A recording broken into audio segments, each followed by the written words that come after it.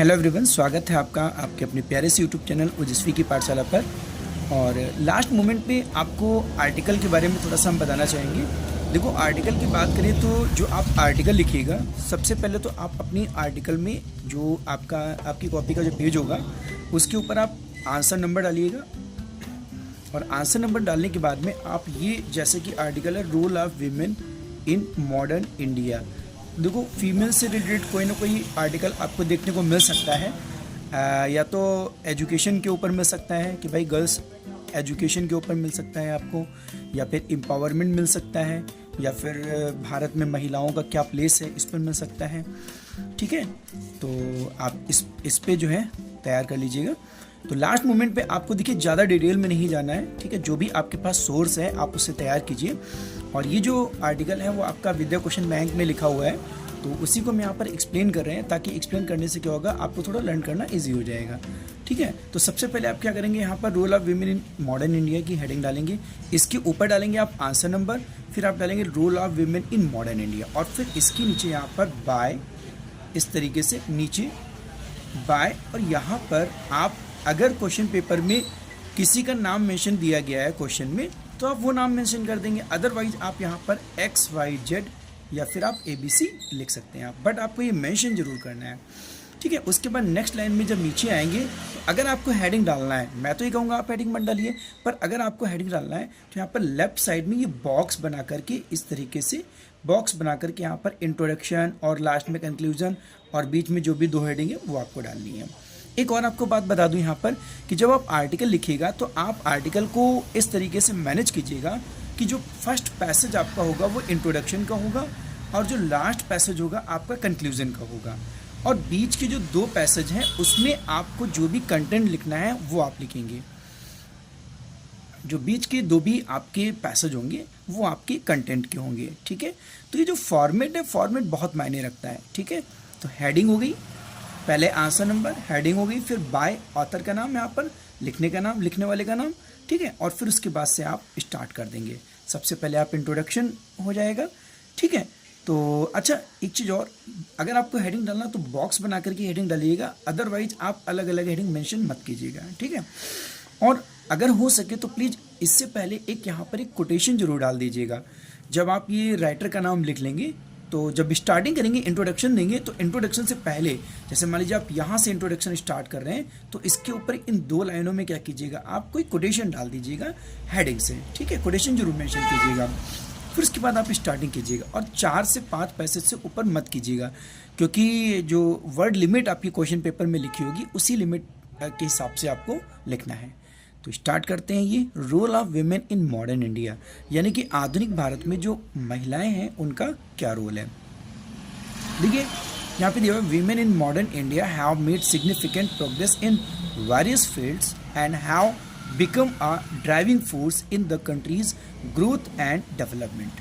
क्या कह रहे हैं कि भाई देश की ग्रोथ और डेवलपमेंट में, है ना, जो महिलाएं हैं आधुनिक भारत में, उनका एक महत्वपूर्ण जो है, उन्होंने बहुत ज़्यादा क्या की, प्रोग्रेस की है। ठीक है, अनेक क्षेत्रों में, विभिन्न क्षेत्रों में उन्होंने क्या किए, प्रोग्रेस की है, और एक वो ड्राइविंग फोर्स बन करके उभरी हुई है, ड्राइविंग फोर्स बन करके देश के ग्रोथ और डेवलपमेंट में भागीदारी कर रही हैं।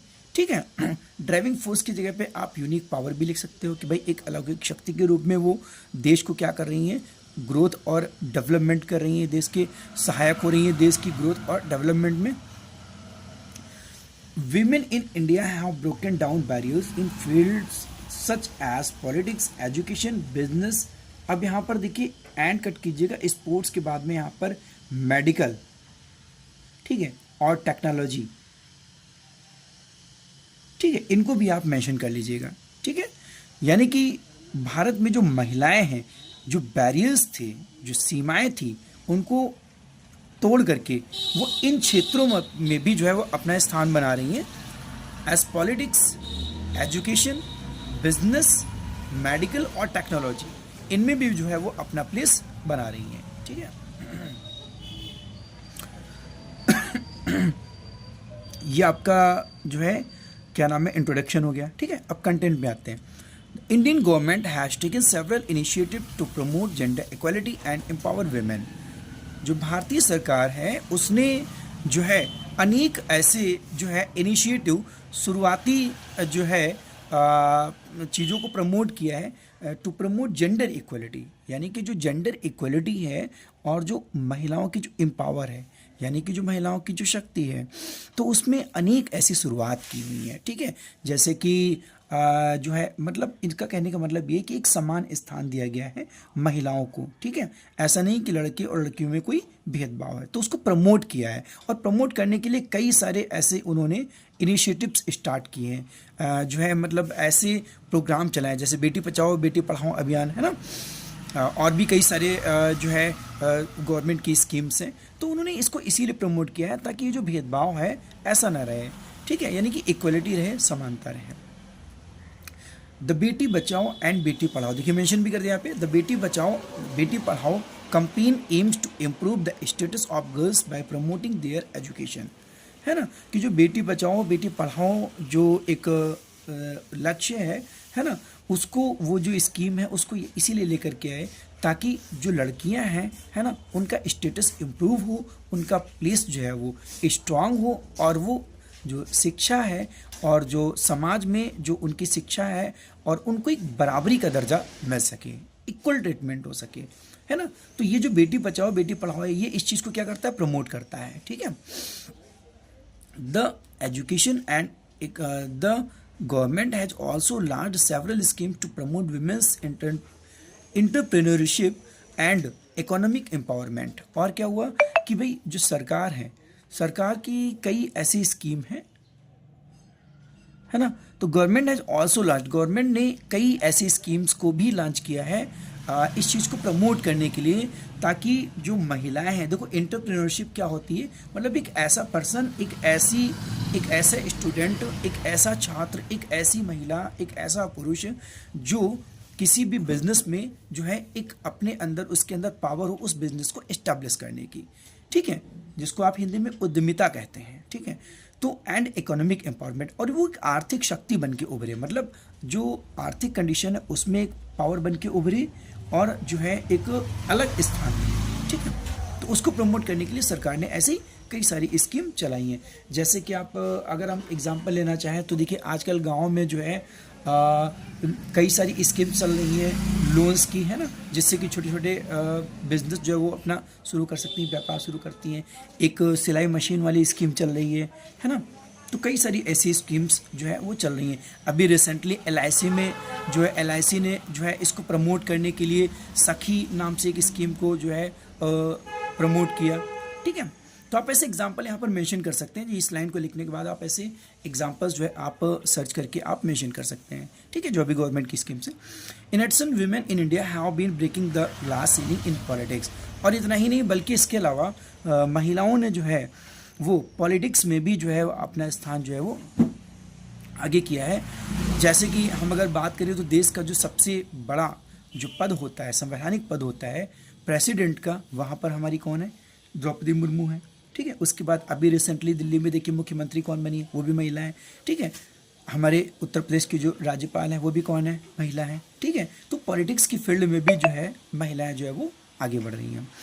Women are now actively participating in politics and are holding important position in the government, यानी कि एक्टिवली पार्टिसिपेशन जो है वो देखने को मिल रहा है राजनीति में, और एक महत्वपूर्ण स्थान जो है सरकार में जो है उनकी एक महत्वपूर्ण पोजीशन है, एक इम्पॉर्टेंट पोजीशन है। डिस्पाइट दिस एडवांसमेंट, अब है क्या कि देखो despite these advancement women in India still face many challenges including discrimination, violence and lack of opportunities in certain fields. फिर भी इतना सब होने के बावजूद भी जो है भारत में अब भी महिलाओं को कई सारे चैलेंजेस फेस करने पड़ रहे हैं, इंक्लूडिंग डिस्क्रिमिनेशन को ले, डिस्क्रिमिनेशन मतलब भेदभाव, अभी भी जो है कई सारे कहीं कहीं पे भेदभाव देखने को मिल जाता है। वायलेंस मतलब जो है जैसे कि डोमेस्टिक वायलेंस हो गया, घरेलू जो है हिंसा हो गई, है ना, एंड लैक ऑफ अपॉर्चुनिटीज़, अभी भी कई सारे ऐसे क्षेत्र में हैं जिनमें अवसरों का, अपॉर्चुनिटीज़ का अभाव है, कमी है। ठीक है, तो therefore there is a need for continued efforts to ensure gender equality and empower women in modern India. इसलिए जो है लगातार हमें ये प्रयास जारी रखना है। अब हम कंक्लूजन की तरफ जा रहे हैं।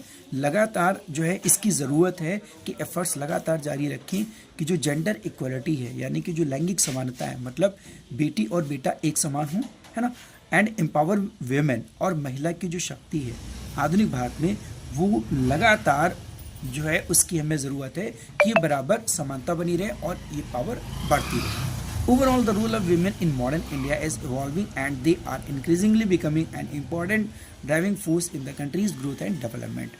Overall जो है जो आधुनिक भारत में जो महिलाओं की जो स्थिति है, जो महिलाओं का रोल है, वो लगातार इवॉल्विंग हो रहा है। इवॉल्विंग मतलब डेवलप हो रहा है, विकसित हो रहा है। लगातार महिलाएं आगे बढ़ रही हैं हर फील्ड में।